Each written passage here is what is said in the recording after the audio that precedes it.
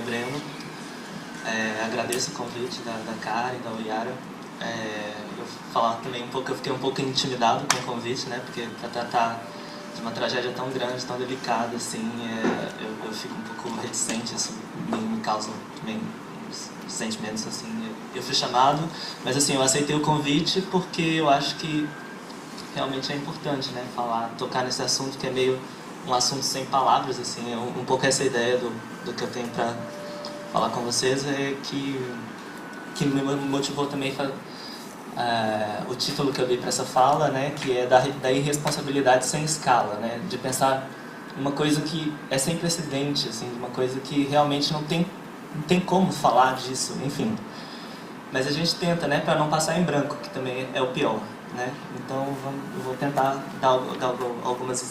passar algumas coisas assim que eu vou tentar passar mais como um testemunho mesmo do que como uma análise, assim. Eu não tenho nenhuma grande novidade, mesmo porque essas coisas repercutem na mídia o tempo inteiro. Todo dia você tem novas matérias sendo feitas, porque isso é realmente uma crise nacional, né? Uma coisa particular, né?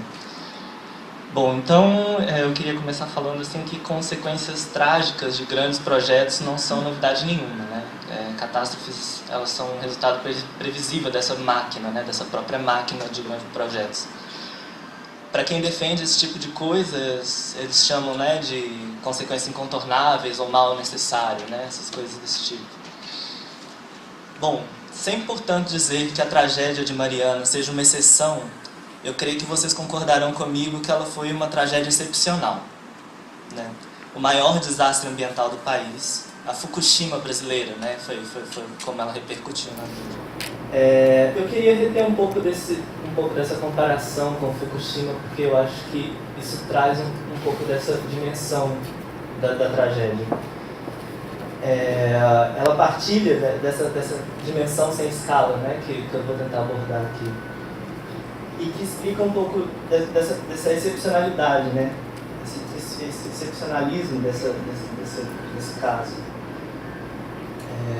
Bom, mas ela também se diferencia de Fukushima em pontos cruciais, né? O colapso em 2011 da usina de Fukushima responde a um terremoto de magnitude 9 numa unidade de medida que não é mais a escala Richter, né? A escala Richter termina em 7. Esse 9 é superior. Então é uma nova unidade que eles tiveram que fazer para poder medir esse terremoto, seguido de um tsunami de 13 metros de altura, né, que desencadeou o colapso da usina. A barragem do Fundão, ela rompe por acidente, né, isso é, por irresponsabilidade. Então, se as consequências desses dois atos são aproximados, né, se aproximam nessa dimensão sem escala, nessa coisa sem medida, que ninguém sabe como lidar com isso, né, que é um problema humano, assim, porque você não tem tecnologia, você não tem precedente para lidar com isso. As causas são completamente diferentes, né. Veja lá que atrás de notícias sobre Fukushima, eu me deparo com o atual plano que eles parecem ter bolado, bem recentemente, há poucos dias, de construir uma parede de gelo. Eles estão pensando em fazer uma ice wall para lidar com a água que continua entrando em contato com o reator da usina, né? Eu nem consegui conceber direito o que era o projeto. Parece que é uma canalização em volta da usina que vai produzir uma parede de gelo, enfim, que é uma coisa que vai demorar. E uma coisa que nem os próprios engenheiros lá de Fukushima estão certos se isso vai funcionar, né? Mais perto, ok. O plano para essa muralha de gelo vai levar 300 milhões de dólares, né? E já está causando crítica entre os japoneses, né? Entre os próprios contribuintes japoneses, né? Porque vai ser com dinheiro público que isso vai ser feito. Então é por aqui que eu queria trazer, né, essa questão. Eu não posso dar para vocês informações acuradas sobre o estado do Rio Doce, mas eu posso dizer que essas minhas dúvidas, essas inseguranças são compartilhadas com os Krenak e com boa parcela da população afetada, né? Porque para eles essa excepcionalidade constituiu sim uma retumbante exceção, né? Eles acordavam todos os dias com o rio e a partir de um dia não, né? Uma exceção que, de tão peremptória que ela cria em torno de si um campo favorável para novas exceções. Você começa a questionar tudo, né? Se isso pode acontecer, o que não pode, né? Você quebra a expectativa completamente. Eu acho que é um pouco disso que explica, eu acho que o que os Krenak estão passando hoje em dia, que é dessa suspeita, essa suspeita que contagia tudo. A tragédia do Rio, ela contagia a caça. Eu vou falar mais detalhadamente disso, mas você não sabe mais como lidar assim, com aquilo, porque é uma coisa que se dissemina. Bom, mas então, para trazer um pouco mais de volta para o nível mais local, nacional, daí o termo de ajustamento de condutas, né, que foi assinado dia 2 de março deste ano, é um acordo celebrado pelo governo, celebrado no sentido de uma vitória, alegando drible na morosidade do processo judicial brasileiro, né? Como confiar que não há aí conluio entre poderosos novamente, né? Isso o que eu estou trazendo é isso. Isso já é um pensamento que decorre da exceção criada pela destruição de um rio, sabe? Se um rio pode ser destruído, como eu vou confiar nas autoridades que estão me falando que isso agora é uma vitória, sabe? Bom, mas tem outro ponto também. Como medir como vitória os 8 bilhões estipulados por esse acordo, se antes cantavam-se 20 bilhões? Né? Então, pelo menos um problema de medida a gente já volta a ter aqui. A gente pode recolocar as coisas, se a gente quiser. Se eu não tenho respostas para o Rio Doce, eu ouso dizer que ninguém tem. A gente precisaremos imaginar nossa parede de gelo, né, como os japoneses estão fazendo. Porque excepcional é sem precedente, né? Ciência de reconstrução de rio não há, né? Não tem como você ter uma ciência, talvez agora, né, no antropoceno, como vem sendo chamado, se nada parar a locomotiva capitalista, os rios mortos ganham um N significativo, né, para constituir uma ciência, né, nessa sombria ciência. Mas por enquanto não há. Portanto, ou 8 ou 20 bilhões são um chute. São um chute. Não há como saber quanto a recuperação da bacia vai custar. É a primeira vez que esse problema se coloca, né? Nós, como os japoneses, temos razões, portanto, para o nosso ceticismo. Bom, então, eu queria trazer agora um pouco mais para a dimensão pessoal, né? Que eu estou falando que essa é uma tragédia sem escala no sentido científico, né? No sentido de reestruturação político-científico.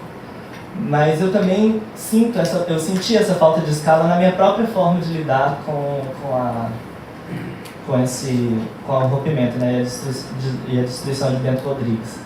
Porque em 5 de novembro, quando a tragédia aconteceu, eu recebi a notícia, mas eu pensei, ok, Bento Rodrigues, né, Mariana, Ouro Preto, é bem distante dos Krenak, né? É da mesma bacia, mas não é nem o mesmo rio. Mas 2 dias depois eu já estava vendo pelas notícias que aquilo ia se dispersar pela bacia inteira, né? Então você tem uma exceção que já cria outra exceção. Aquilo está se espalhando. Eu não sabia disso a princípio. Eu não sabia do tamanho daquilo.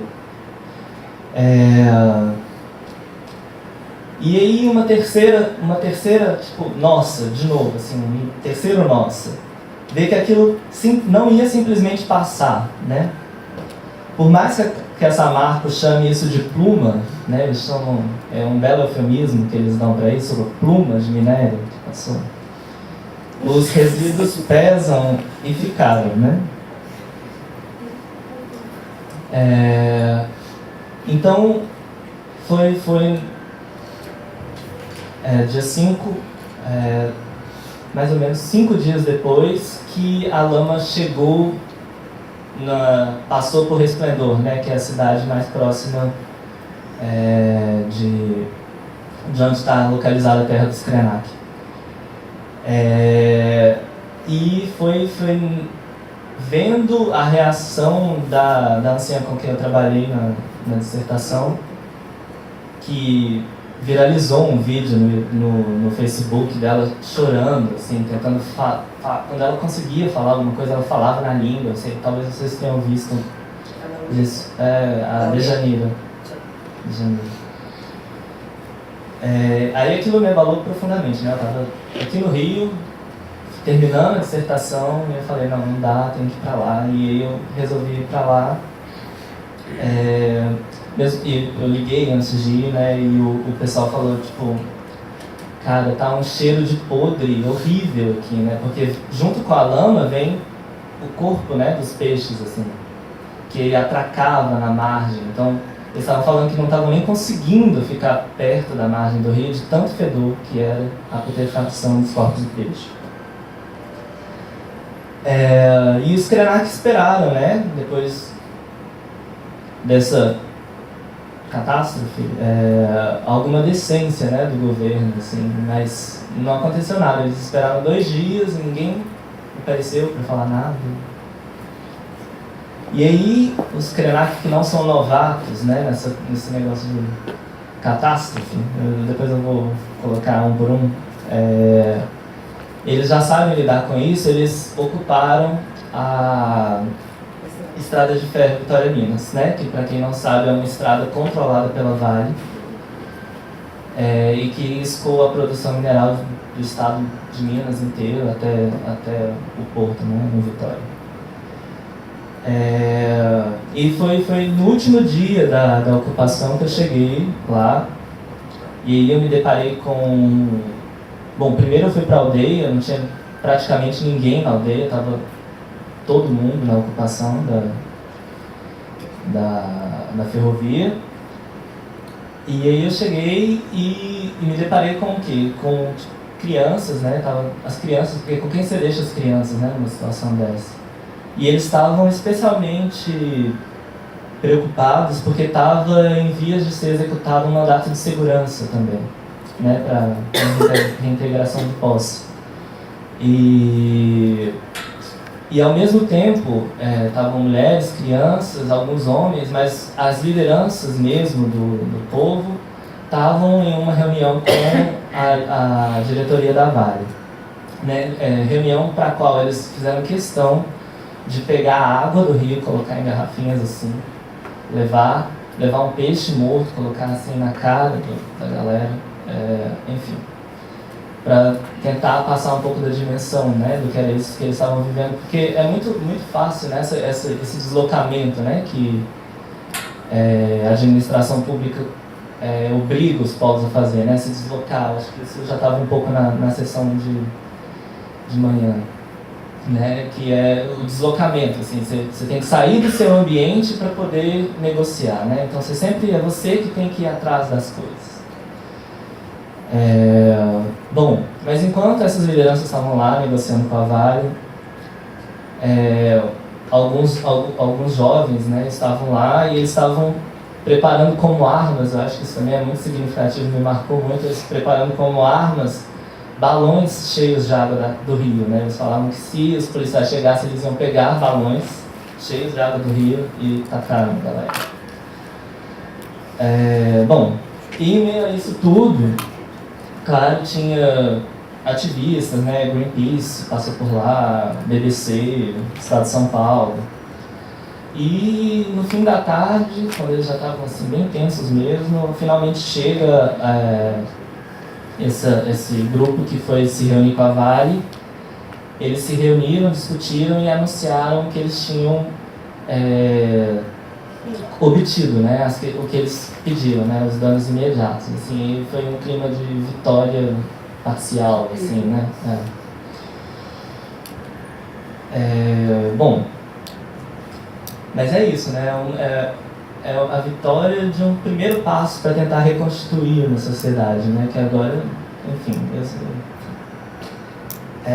bom, eu queria trazer então agora um pouco das consequências, né? E agora? Eu fui recentemente, acho que um mês, para lá de novo. E já tem coisa muito clara, assim, sabe? Da diferença, que é isso, dessa contaminação que eu estava tentando falar, né? Da exceção que contamina tudo, né? Eles pararam de caçar, pararam completamente. Porque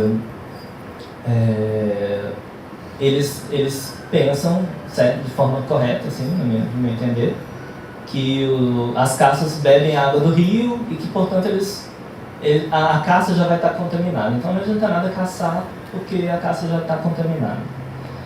Eles bom, o rio está, para eles, como que coberto por um cordão de isolamento, né? Ninguém chega na beira do rio, né? Mas você fica com medo, né? É isso, é a questão do medo, assim, da suspeita. O que foi isso, sabe? Bom, mas isso de não poder acessar o rio, especialmente para os Krenak, que é um lugar importante para eles, tem consequências também para a ruptura de práticas de conhecimento, né? Práticas de sustento e de conhecimento, né? Eu tive a chance de pescar com o Leonir, que é o cacique da aldeia que eu fiquei. E era uma pesca que ele fazia com tarrafa, assim, uma coisa super complicada. Porque a geologia do Rio Doce é uma geologia complicada, né? Ele é um rio de formação rochosa, então pescar nele não é uma coisa simples, porque você tem que saber manipular a canoa para ela não esbarrar numa pedra. Assim, é um rio que tem várias pedras assim, de minério de ferro. Depois, a subtração da liberdade de deslocamento, né, com a construção da ferrovia, que também já é uma ferrovia centenária, né, em 1905 ela estava passando por lá. Então, o trânsito entre uma margem e a outra do rio fica completamente comprometido com a passagem de uma ferrovia. Quarta subtração é a subtração de território, né? Não que hoje o território deles seja subtraído, mas ele foi completamente subtraído 2 vezes. Os Krenak, eles foram exilados da terra deles 2 vezes. Uma primeira vez em 1957 e uma segunda vez em 1972, quando eles voltaram a pé para a terra deles. Quinta subtração de peixes, que já era a questão da usina hidrelétrica de Aimorés, né? Que já tinha afetado eles já tinham um termo de ajustamento de conduta com a Vale, exatamente por causa dessa usina hidrelétrica, que é um convênio entre a CEMIG e a Vale. Então eles já tinham, né, sido reconhecidos como tendo sido afetados por essa usina, e agora do Rio. Bom, para terminar, eu só queria trazer um último ponto que talvez seja para onde eu caminhar, né, nessa destruição toda e tal, que passa um pouco por segurança hídrica e soberania alimentar, eu acho. Os Krenak, o território dos Krenak é um território que tem um traçado ultrapassado, né? Ele é de um outro molde de demarcação de terras, porque sim, na verdade ele foi um terreno doado pelo Estado. Ele foi um território cedido pelo governo, mas foi um território onde os primeiros grupos Krenak estavam. Assim. Mas enfim, ele tem um traçado que é completamente geométrico, né, que não corresponde, né, ao desenho do rio, né, não tem nenhum rio. O rio M, que é o rio assim, onde foi encontrado essa resistência botocuda, que depois passou a se chamar Krenak. A nascente do rio M não está no território dos Krenak. É um rio que já está assoreado. Ano passado ele secou completamente. E então é uma questão de segurança hídrica para eles mesmo, esse pleito que eles estão levando adiante, que é da incorporação de um parque estadual que tem do outro lado da terra, né, na margem esquerda é a terra indígena Krenak, na margem direita você tem um parque estadual que chama Sete Salões, que é um parque que tem uma formação rochosa, que eles têm nome, né, Cuparaca, né, que é onça na língua deles. Que tem pinturas rupestres, então eles associam, né, essas pinturas rupestres com os ancestrais dele. Um pleito que já tá aberto na FUNAI, né? Então já está em andamento essa questão, mas é sempre essa morosidade, né, da FUNAI. Assim. Mas é uma questão que agora, com essa catástrofe, para mim se torna de segurança hídrica, sabe? Por quê? Porque o acordo que eles fizeram agora foi por água, basicamente, né? De garrafa de água, assim, litrinho, e caixa d'água, que tá lá vazia, meio solta, né? Às vezes o caminhão não chega.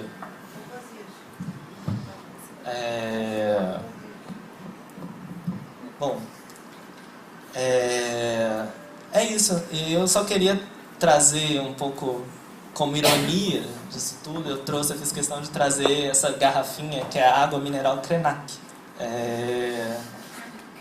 Né, que é uma fonte de água que tem lá do lado deles, que não é deles, que eles não ganham nada com isso. Mas já fiquei sabendo que rolou um processo judicial em cima disso aí. Bom, então é isso. Obrigado.